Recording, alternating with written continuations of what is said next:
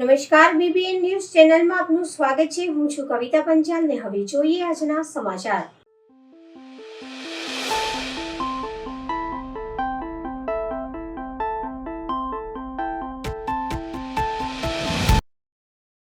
Bogus fire SSC મામલે વીએમસીએ Raopura police મથકમાં અરજી રૂપે ફરિયાદ નોંધાઈ. સમગ્ર મામલે सीएफओ मनोज कुमार पाटिल ने प्रतिक्रिया. जैसे ही हमें ये पता चला कि ये एक फायर एनओसी जो है आज प्लाजा बिल्डिंग जो है वहाँ पर एक आग लगी थी, तो आग लगने के बाद में वहाँ पर इलेक्ट्रिकल कनेक्शन रिस्टोरेशन के लिए हमारे पास एप्लीकेशन किया था. बट उस एप्लीकेशन के दौरान हमें पता ध्यान में आया कि ये जो एनओसी जो है वो एनओसी फॉर्जरी की हुई है ऐसा लग रहा है. तो उसके मुताबिक हमने जो उस बिल्डिंग के ओनर है और उनको हमने खुलासा मंगवाया था. उस खुलासा जो है आज दोपहर को हमें मिला है और उस खुलासे के बेसिस पे हमने आज पुलिस को इंटीमेशन दी हुई है. सर, खुलासे में क्या उन्होंने कहा है और उसके बाद पुलिस के पास क्यों फायर डिपार्टमेंट को जाना है? खुलासे में उन्होंने कहा है कि उस बिल्डिंग में 3 मालिक है, जिसमें से एक जो है एक डॉक्टर है. उन डॉक्टर का वहाँ पर एक हॉस्पिटल है. उस डॉक्टर हॉस्पिटल की जो भी उनको रिन्यूअल करना होता है उसके लिए उन्होंने फायर एनओसी के लिए एक एजेंसी है शिवाय फायर सेफ्टी सर्विसेज, जिनका नाम है जयेश मकवाना. उस एप्लीकेशन में उन्होंने लिखा हुआ है कि उनसे उन्होंने वर्क ऑर्डर दिया था कि हमें फायर एनओसी के लिए और जो भी काम करना है उसके लिए आप हमें काम करके दीजिए. और उस बेसिस पे जो शिवाय फायर सेफ्टी एंड सर्विसेज जो एजेंसी है उन्होंने उनको व्हाट्सएप पे ये एनओसी दी हुई है. तो सर, अभी पुलिस में क्यों डिपार्टमेंट गया और पुलिस के पास से क्या है?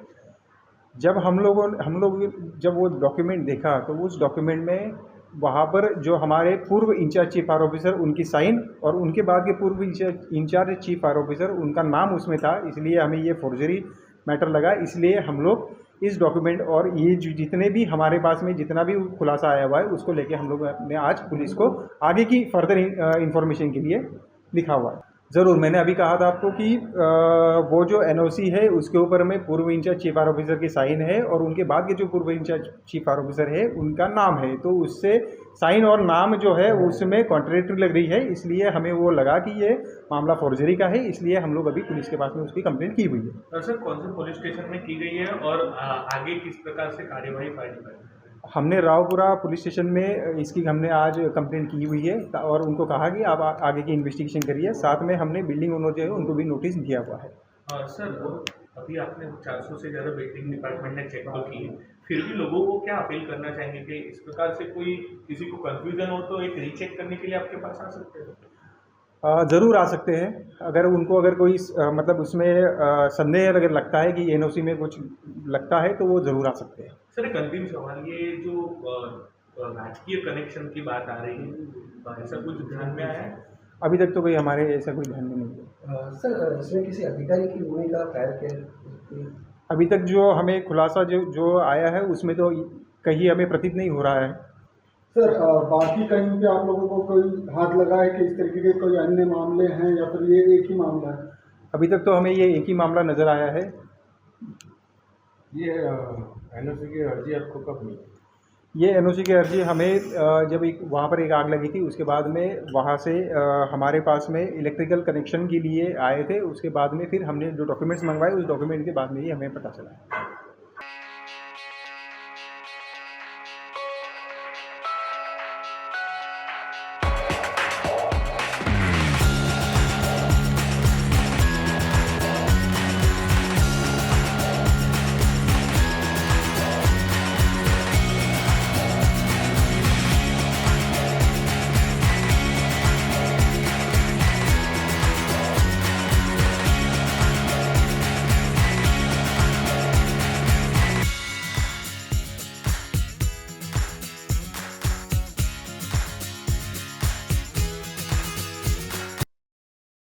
સ્થાયી સમિતિની બેઠકમાં 12 કામોને મંજૂરી આપવામાં આવી. વડોદરા મહાનગરપાલિકાની વડી કચેરી ખાતે સ્થાયી સમિતિની બેઠક મળી હતી, જેમાં 13 કામો દરખાસ્ત સ્વરૂપે લેવામાં આવ્યા હતા, જેમાંથી 12 કામોને મંજૂરી આપવામાં આવી હતી, જ્યારે એક કામ નામંજૂર કરવામાં આવ્યું હતું. આજની આ બેઠકમાં મુખ્યત્વે ડ્રેનેજ અને વરસાદી ગટર પ્રોજેક્ટ શાખા, ડ્રેનેજ પ્રોજેક્ટ શાખા, પાણી પુરવઠા પ્રોજેક્ટ શાખા, ટુરિસ્ટ શાખા, રોડ પ્રોજેક્ટ શાખા, પાર્ક્સ એન્ડ ગાર્ડન શાખા અને જનસંકલ્પ વિભાગના મહત્વના વિભાગોના કામોને જે વડોદરા શહેરના વિકાસને ગતિને આપનાર હોય તેનો નિર્ણય લેવા હેતુ આજ બેઠકનો મળી હતી, જ્યાં ચર્ચાના અંતે 13 કામમાંથી 12 કામોને મંજૂરી આપવામાં આવી હતી, જ્યારે એક કામ જે છાણી પ્રવેશ દ્વારથી છાણી સર્કલ સુધીનો રસ્તો ગૌરવપથ બનાવવાનું જે કામ હતું તેને નામંજૂર કરવામાં આવ્યું હતું.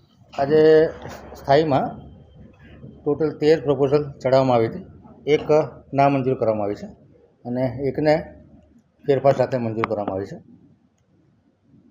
ડ્રેનેજ વરસાદી પ્રોજેક્ટ શાખા દ્વારા વોર્ડ નંબર 11માં વડ ગાર્ડનથી પ્રમુખ વિહાર સોસાયટીથી અવની રેસિડેન્સી થઈ અને રેલવે લાઇનને સમાંતર નીલકંઠ રેસિડેન્સીથી પ્રમુખ હૃદય કીર્તન પાર્ક સોસાયટી સુધીની નવીન વરસાદી ગટર 5% ઓછાના ભાવે 3.59 કરોડના ખર્ચે જે કમિશનર તરફથી ભલામણ આવી હતી અને મંજૂર કરવામાં આવી છે. પૂર્વ વિસ્તારમાં વોર્ડ 4માં ગોવર્ધન પાર્ક 4 રસ્તાથી નિલેક્સ સિટાડેલ કોમ્પ્લેક્સથી રાજીવનગર નાળા પાસે ટ્રંક લાઇન સુધી નવી ડ્રેનેજ નળીકા જે 3.35% ઓછાના ભાવે 4.28 કરોડના ખર્ચના કામને મંજૂરી આપવામાં આવી છે. ડ્રેનેજ પ્રોજેક્ટ શાખા દ્વારા વોર્ડ નંબર 16માં મહાનગર નાળા બીએસયુપીના આવાસો તરફથી ભરતવાડી 4 રસ્તાથી પટેલ એસ્ટેટથી ગાજરાવાડી ટાંકી સુધી મેન્યુઅલ પુશિંગથી ડ્રેનેજ લાઇનના કામને 11% વધુ મુજબના કામને 12.46 કરોડના ખર્ચે મંજૂરી આપવામાં આવી છે. ગાજરાવાડી ખાતે જે હયાત એસટીપી છે જર્જરિત થવાથી 130 MLDનો નવો એસટીપી એમપીએસ સાથે 10 વર્ષના ઓવરડેપ સાથેના કામને 14.31% વધુ મુજબ 245.79 કરોડના કામને મંજૂરી આપવામાં આવી છે. માંજલપુર અર્બન હેલ્થ સેન્ટર સામે ગજાનન ડુપ્લેક્સથી માંજલપુર ગામ તરફ જતા મુખ્ય રસ્તા સુધીની ડ્રેનેજ ગ્રેવિટી લાઇન નાખવાના કામને 12% વધુ મુજબ 1 કરોડના ખર્ચે મંજૂરી આપવામાં આવી છે. પાણી પુરવઠા શાખા દ્વારા જે આજવા અને પ્રતાપપુરામાં જે જંગલી બાવળિયા કાઢવાનું કામ છે એમાં 2 એજન્સીઓને ધવલ વુડન સપ્લાય 14 લાખના ખર્ચે અને માતાજી ચારકોલને 5,11,000ના ખર્ચે આ કામગીરી આપવામાં આવી છે. આજવા અને પ્રતાપપુરા સબ ડિવિઝન માટે 90 લાખની નાણાકીય મર્યાદામાં જે ઓપરેટર અને મજૂર લેવાના છે એને માનવ દિનના કામે ને મંજૂરી આપવામાં આવી છે. આજવા સરોવર ખાતે લાગેલ પોન્ટૂનનો વોકવે અનઇન્સ્ટોલ કરી વોકવે તથા પોન્ટૂન સ્ટ્રક્ચરને રિપેરિંગ કરવાના કામને ફેરફાર સાથે મંજૂર કરવામાં આવ્યું છે. 14.28%ના વધુના ભાવનું કામ 2.10 કરોડના ખર્ચે મંજૂર થયેલા ભાવે સાથે 5 વર્ષનું ઓએનએમ કરવાનું રહેશે.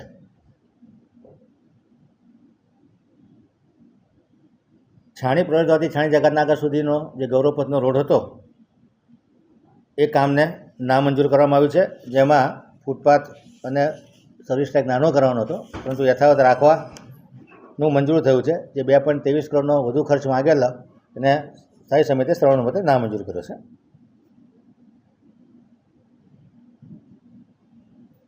પાર્ક્સ એન્ડ ગાર્ડન શાખાના સિવિલ કામમાં 1 કરોડનો ઇજાફો માગ્યો હતો, જેને મંજૂર કરવામાં આવ્યો છે. સયાજી બાગ જૂ વિભાગ દ્વારા વાર્ષિક શાકભાજી અને ફળફળાની ખરીદી માટે 2 મહિનાનું એક્સટેન્શન આપવામાં આવ્યું છે. માધવપુરા ગેળના કાર્યક્રમ માટે જે સંલગ્ન ખર્ચો થયો હતો તે કમિશનર તરફથી જે ભલામણ આવી છે એને મંજૂર કરવામાં આવ્યું છે. એ દરેક પોતાના વોર્ડમાં જે નાના મોટા 1-2 મુદ્દા હતા એ બાબતનો અધિકારી સાથે ચર્ચા છે. શહેરમાં પાણીની જે તકલીફ છે, અમુક વિસ્તારોમાં પાણી નથી મળતું કે ઓછા પૈસાથી મળે, તો કોઈ એક્શન પ્લાન પાલિકા બનાવી રહી છે? કારણ કે હજુ તો ઉનાળાને ખાસો એવો સમય બાકી છે, તો કોઈ અલગથી કોઈ પ્લાન કે કોઈને ત્યાં પાણીની જરૂર હોય તો કઈ રીતે કોઈને સંપર્ક કરી શકે? આમાં માનનીય કમિશનરશ્રી દ્વારા તમામ અધિકારીઓને પાણીના જે પ્રોબ્લેમ છે એ તાત્કાલિક અસરથી કરેક્ટ કરવા માટે સૂચના આપવામાં આવી છે. મેં પણ 2-3 વખત મિટિંગ કરી છે. ફાજલપુરમાં એક નવો પંપ ચાલુ કર્યો છે, રાયકામાં પણ એક નવો પંપ ચાલુ કર્યો છે. ફાજલપુરની લાઇન જે રિપેર કરવાની હતી એ પણ રિપેર થઈ ગઈ છે.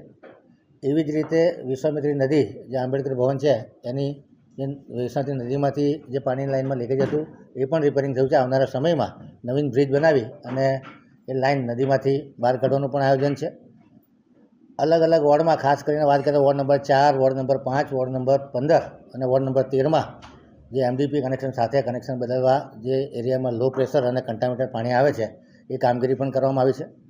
તમામ અધિકારીઓને સૂચિત કરવામાં આવે છે કે જે પણ એરિયામાં લો પ્રેશરનો પ્રોબ્લેમ હોય અને નવીન નેટવર્ક નાખવાનું હોય તો તાત્કાલિક અસરથી પાણી પુરવઠા ડિપાર્ટમેન્ટ અને વોર્ડ વચ્ચે સંકલન થઈ અને એકાઉન્ટન્ટ પાસેથી એનું ફાઇનલ સેન્કશન મળી અને ગ્રીન કોરિડોરની જેમ તાત્કાલિક અસરથી આ કામ થાય.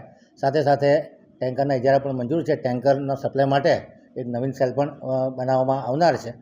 એ સિવાય આગામી દિવસોમાં પાણી બચાવ માટેની જનજાગૃતિનું અભિયાન પણ કરવામાં આવશે.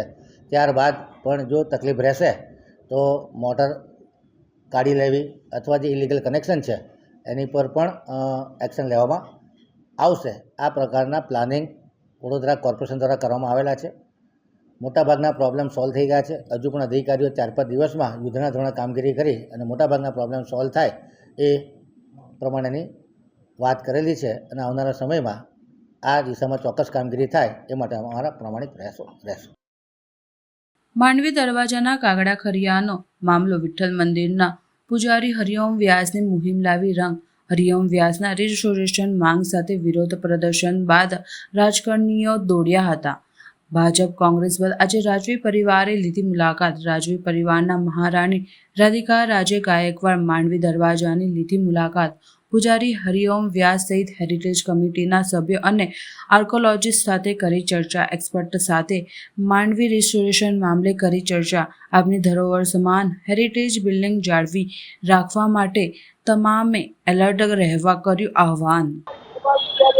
પરિસ્થિતિ જોવા આવ્યા છીએ અમે માંડવી જેટલું અને એ જ ડિસ્કશન ચાલે છે કે હવે કેવી રીતે આને સાચવી શકાય અને રિપેર કરી શકાય. અને હેરિટેજ ટ્રસ્ટ આ બદલ કામ કરી રહ્યું છે અને અહીંયા અમે એક્સપર્ટ્સને પણ બોલાવ્યા છે અને એમનું શું કહેવાનું હશે એ શેર કરશે. પછી એ અમે બીએમસી જોડે શેર કરશું અને એક આશા છે કે આનું રિપેર થશે અને વ્યવસ્થિત રિસ્પોન્સિબલી આનું રિપેર થશે. અને બીજા તમામ હેરિટેજની જેટલી વસ્તુઓ છે એનું નુકસાન થયું છે, કોઈ દેખરેખ નથી રાખતા, કોઈ તમારા તરફથી કોઈ હવે આગળ પગલાં લેવા છે?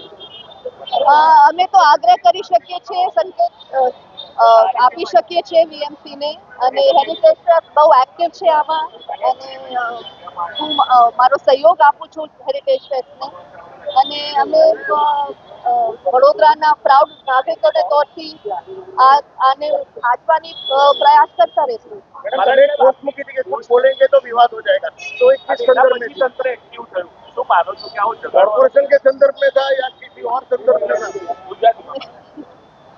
એવું કાંઈ નથી કે અમે બધાને વિવાદ કરવો જોઈએ. આપને અમે બધા એલર્ટ થવું જોઈએ. આ એક તંત્ર ચૂકી ગયું છે એવું લાગે છે તમને ક્યાં જાળવણીમાં?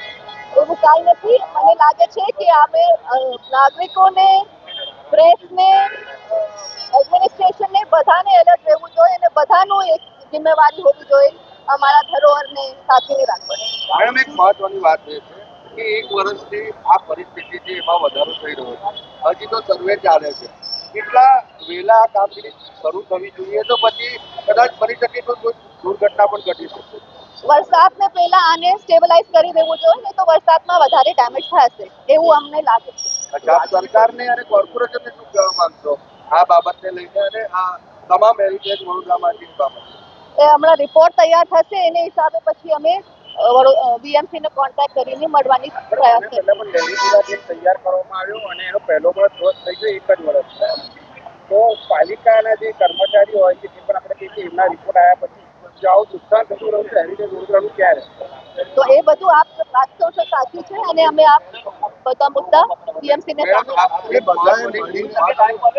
બધાએ મળીને વડોદરાની જે હેરિટેજ છે એની સાચવવાની એમાં આપ કોઈ હકદાર છો, અમે હકદાર છે. સવાલ એ જ છે આપણે બધાએ મળીને જ કરવું પડે. એક મહારાજને જ્યારે આવવું પડે રોડ પર ઉપવાસ પર ઉતરવું પડે ત્યારબાદ બધા એક્ટિવ થાય તો એક દુઃખની વાત છે. આપ એ વિશે બધા ઉઠીને આવ્યા છે અને બધા તત્પર છે આને માટે એ જ બહુ મોટું વિષય છે અને અમે હવે જે આપણે આગળ કરવાનું છે આપણે એવું વિચારીએ, બરોબર છે. અને જેમ આપણે જાણીએ છીએ કે આમ તો 10-20 વર્ષથી પણ ઘણી બધી હેરિટેજની બિલ્ડિંગો જે છે એમાં આપણે હજી અમે ડિટેલ સર્વે નથી કર્યો, એટલે અત્યારે અમારે વાત ચાલે છે 2-3 જણા સાથે અને ડિટેલ સર્વે માટે ઘણો ટાઈમ લાગે.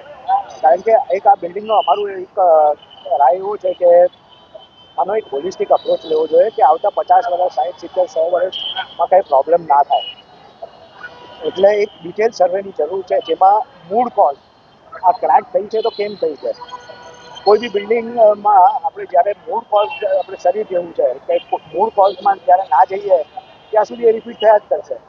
કે હમણાં આપણે ઉપરથી રિપેર કરી દઈએ તમને એવું લાગશે કે આ બધું સ્ટેબિલાઇઝ થઈ ગયું છે, પણ 5-7 વર્ષ પછી જ્યાં પાછું ત્યાં એના લીધે એટલે કોઈ બી મૂળ કોઝ કોઈ ગ્રાઉન્ડ મુવમેન્ટ એક કોઝ હોઈ શકે, આજુબાજુના વાઇબ્રેશન હોઈ શકે, ઘણા બધા છે. એટલે એ પહેલાં આપણે આઈડેન્ટિફાઈ કરવા જરૂરી છે. અચ્છા, આપની કઈ કંપની છે અને કંપની અત્યાર સુધી દેશભરમાં કઈ હેરિટેજ ઇમારતોનું આ રીતે સમારકામ કર્યું છે? અમે ઘણા બધા, મારી કંપનીનું નામ છે હેલિફિક્સ ઇન્ડિયા પ્રાઇવેટ લિમિટેડ અને અમે ઘણા બધા 100થી વધારે મુંબઈમાં કરેલા છે, આપણે અમદાવાદમાં કરેલા છે, હમણાં જુનાગઢમાં ઉપરકોટનું કામ કરેલું છે, બોમ્બેમાં gateway of India, Taj hotel, BMC building, ઘણા બધા એટલે આખા ઇન્ડિયામાં કરેલા છે. દૂન સ્કૂલ દહેરાદૂન કરેલું છે. પછી પંજાબમાં બહુ બધા પ્રોજેક્ટ ગોવિંદ ફોર્ટ કરેલા છે, સમર પેલેસ કરેલા છે, ઘણા બધા કરેલા છે. પ્રતિકાની ક્રેક પડી છે, એવું કહે છે કે ગટરો લગાવવાથી ક્રેકમાં વધારો થયો. આપ એને કઈ રીતે જુઓ છો? ના, એવું આપણે ના કહી શકાય, એવું કન્ક્લુઝન ના લઈ શકાય, કારણ કે આ ક્રેક છે ને એક રીતે પોઝિટિવ છે. ગર્ડર ના લગાવેલા હોત તો બી ક્રેક થાય. આ આપણે એક સપોર્ટ આપ્યો છે. એટલે જ કહું છું કે આપણે આઈડેન્ટિફાઈ કરવું જરૂરી છે. ઘણી વાર કેવું થાય, અમે એવા બિલ્ડિંગો બી જોયા છે, બહુ તમને એવું લાગે ભયંકર ક્રેક છે, પણ આજે 50 વર્ષ પહેલાં કે 20 વર્ષ પહેલાં પડી ગઈ છે અને પ્રોગ્રેસિવ નથી. આ પ્રોગ્રેસિવ લાગે છે કારણ કે રોજ ક્રેક વધતી જાય છે. અને આ સપોર્ટ છે ને, સપોર્ટ આપણે એવું કંઈ સપોર્ટ આપણે એના માટે નથી કર્યા કે આપણે આ સ્ટ્રક્ચરને આર્ચને સ્ટેબિલાઇઝ કરવા માટે સપોર્ટ કરેલા છે આપણે. એટલે એનાથી ક્રેક વધે એવું બની ન શકે. આપ માટીની ચારે બાજુ જોઈ રહ્યા છો, માત્ર એક આ પિલર છે એ જર્જરિત દેખાઈ રહ્યો છે, પરંતુ આખા માટીની સ્થિતિ પ્રથમ દ્રષ્ટિએ તમને કેવી લાગે છે? શું કરવાની જરૂર? એટલે આમાં જોઈએ ને તો એક બાજુ જો એક બી આર્ચ છે ને એ બધા એકદમ કોમ્પ્રેશનમાં કામ કરે ને એકબીજાને મળીને કામ કરે. હવે આમાં એક પિલરમાં તમને પ્રોબ્લેમ આવ્યો છે એટલે બીજી બાજુ બિલ્ડિંગ પુલ થવાનું જ છે થોડું. એટલે પુલ થાય ને એટલે બીજી બધી આર્ચમાં તમે જોશો તો સ્લાઇડ ક્રેક બીજે બી ડેવલપ થવા માંડી છે. કારણ કે આની મુવમેન્ટ આ જે એક પિલર છે એની મુવમેન્ટ હજી ચાલુ છે. એટલે આપણે એ સ્ટેબિલાઇઝ કરવું જરૂરી છે. ધીરે ધીરે બધે જ રીતો આવશે. અચ્છા, તમારા સર્વેને કેટલો સમય લાગી શકે છે અને એ ત્યારબાદ કામગીરી કરવાની વાત અમારાની વિભાગએ કરી છે, તો આપ સર્વેને કેટલો સમય લાગશે? એ હવે જોઈએ અમે અમારે બી આગળ કેવી રીતે કાર્યવાહી, અમને પરમિશન શું મળે છે, કેવી રીતે થાય છે એના બેઝ પર સર્વે કરી શકાય. કોણ આપે છે, કોર્પોરેશન અમને કહે છે કે કોણ કહે છે, અમને હજી સુધી તો કોઈએ કીધું નથી. પણ જોઈએ, અમે એક બરોડાની કંપની તરીકે બરોડાનું હિત વિચારીએ છીએ, એ પ્રમાણે અમે અહીંયા ઇન્વોલ્વ થયા છીએ. આપ આજે આવ્યા છો તો એનું સમારકામ કઈ રીતે થશે? કઈ કયા મટીરિયલ? ઘણા બધા મટીરિયલ છે. ઉપર સિમેન્ટથી અમે જોયું કે સિમેન્ટ વાપરવો, જે બિલ્ડિંગ લાઇનના બિલ્ડિંગ છે એના પર સિમેન્ટ વાપરવો એ યોગ્ય નથી. કારણ કે સિમેન્ટ અને લાઇનની પ્રોપર્ટીઝ તદ્દન જુદી છે. એટલે એકવાર આ ખોલીએ એમાં કયું મટીરિયલ છે, બને તો એ જ ફેબ્રિક યુઝ કરીએ અને મિનિમલ ઇન્ટ્રુઝન સ્ટીલ વાપરવું પડશે, પણ એ એકદમ પાતળું સ્ટીલ આવે જેનાથી આ સ્ટેબિલાઇઝ થાય. પછી અમે ગ્રાઉન્ડ કેવી રીતે સ્ટેબિલાઇઝ કરીએ એ એકવાર મેથોડોલોજી ડિફાઇન થાય પછી ખબર પડશે. માની લો આપણો રિપોર્ટ કેટલા સમયમાં તૈયાર થઈ જશે? આપવાની વાત કરી છે. એટલે હજી અમે બી અપ્રોચ કરવાના છીએ, કારણ કે અમને હજી સુધી કોઈ અપ્રોચ થયેલો નથી. નિમિષ માકડિયા.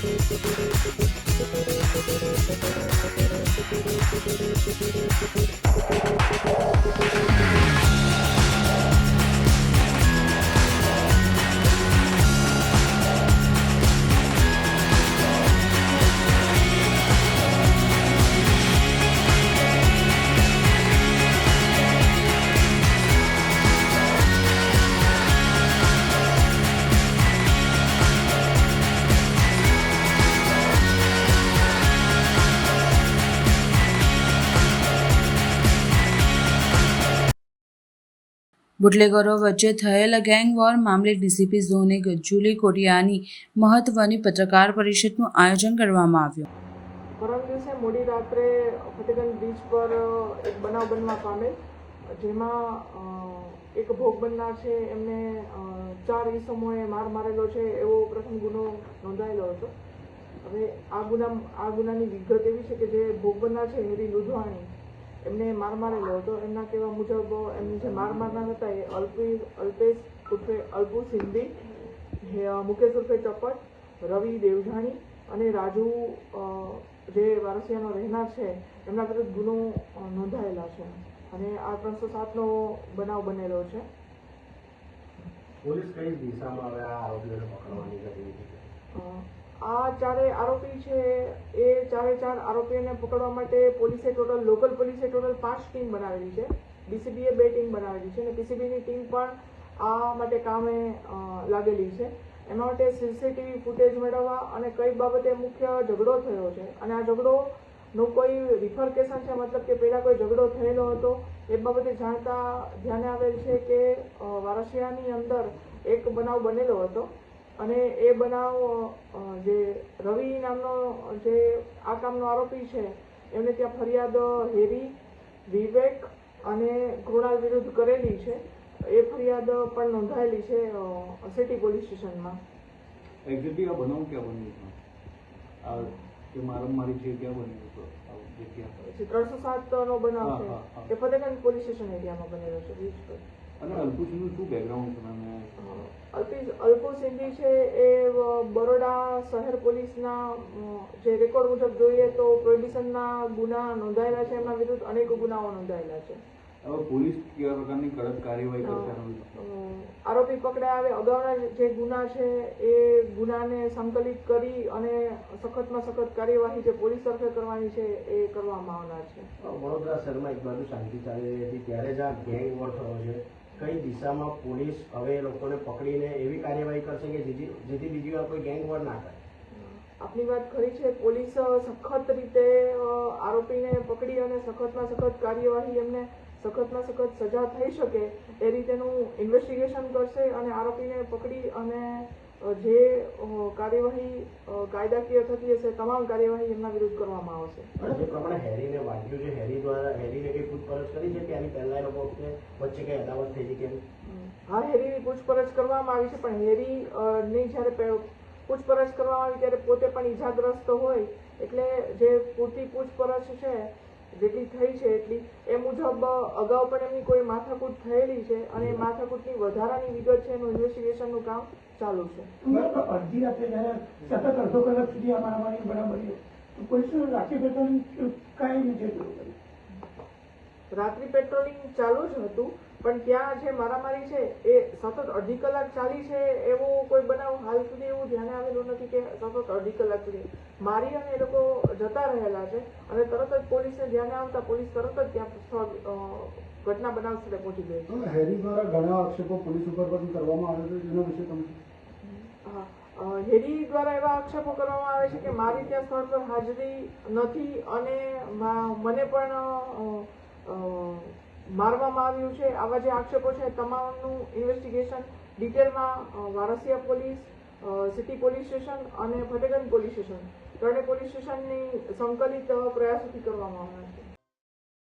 વડોદરા શહેરમાં આવેલ સૌથી મોટી હોસ્પિટલ એસએસજી હોસ્પિટલમાં આગનો બનાવ. એસએસજી હોસ્પિટલમાં આવેલું ઓટી વિભાગની પાછળ 25 નંબર પાસે પાણીના પમ્પિંગ સ્ટેશનની છત પર સૂકા કચરામાં લાગી આગ એસએસજી હોસ્પિટલના ફાયર જવાનો દ્વારા કાબૂમાં લેવામાં આવી હતી.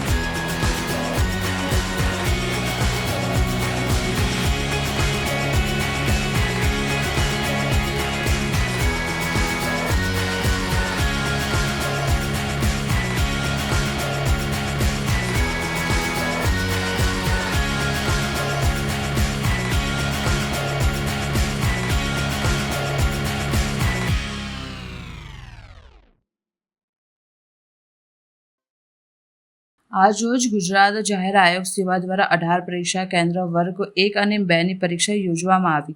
આજે ગુજરાત જાહેર આયોગ સેવા દ્વારા ગુજરાત મુલ્કી સેવા વર્ગ 1 અને 2ને ગુજરાત નગરપાલિકા મુખ્ય અધિકારી સેવા 2ની પરીક્ષાનું આયોજન કરવામાં આવ્યું હતું. ત્યારે વડોદરા શહેરના કુલ 18 પરીક્ષા કેન્દ્ર પર આ પરીક્ષા લેવામાં આવી હતી.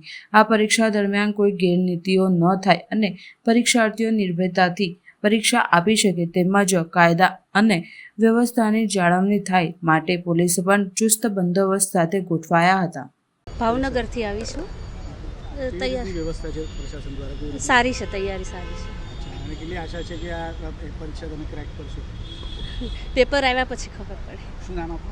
પુષ્પા ધાંધલિયા. અહીંયા બરોડાથી જ આવ્યા છે અને જીપીએસસીની એક્ઝામ આપું છું રેગ્યુલર ને આ વખતે પણ આપવાના છે.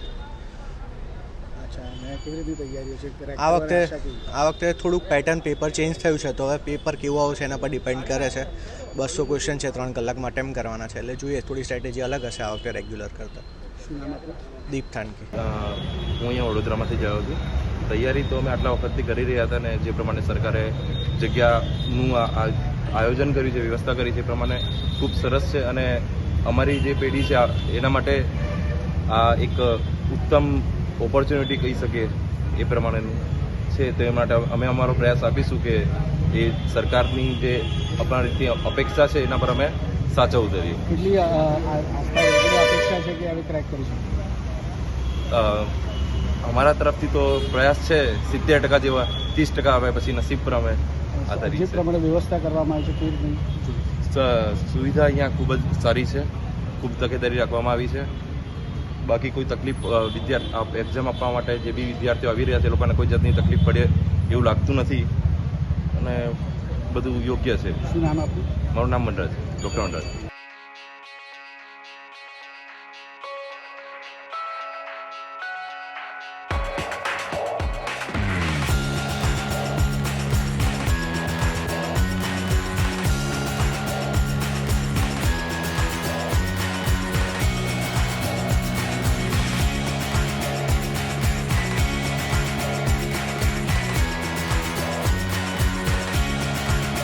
મળીશું આ સમયે આ ચેનલ પર. ત્યાં સુધી સમગ્ર BBN ન્યૂઝ ચેનલની ટીમને રજા આપશો.